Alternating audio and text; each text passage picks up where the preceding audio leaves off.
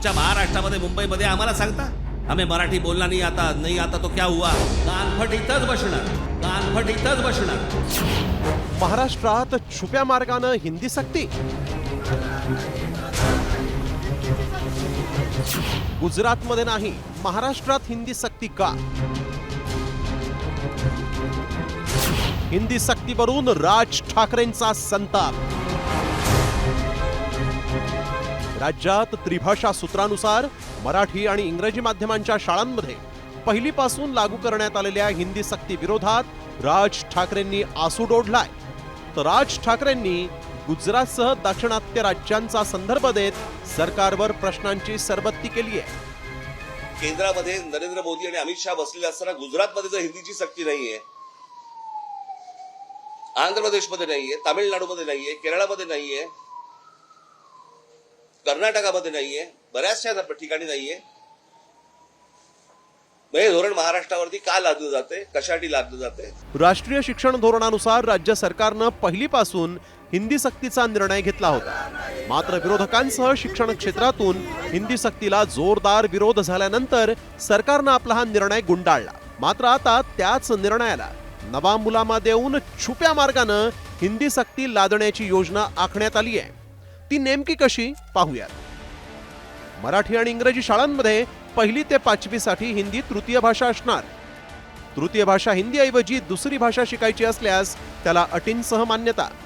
तृतीय भाषा म्हणून हिंदीऐवजी दुसरी भाषा शिकायची असल्यास किमान 20 विद्यार्थी आवश्यक. 20 विद्यार्थ्यांनी इच्छा दर्शवल्यास ती भाषा शिकण्यास शिक्षक उपलब्ध करून देणार. अन्यथा हिंदीऐवजी निवडलेली भाषा ऑनलाईन पद्धतीनं शिकवण्यात येणार.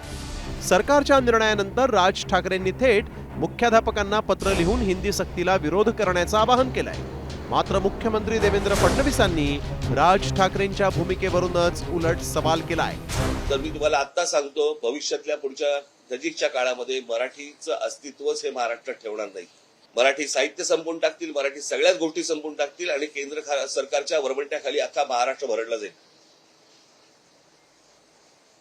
आणि म्हणून माझी महाराष्ट्रातल्या सर्व तमाम नागरिकांना माझी विनंती आहे की याला तुम्ही जेवढा विरोध करता येईल तेवढा केला पाहिजे. प्रत्येक शाळांनी या गोष्टींना विरोध केला पाहिजे आणि शाळा ह्या हिंदी कशा शिकवतात हेच आम्ही बघू.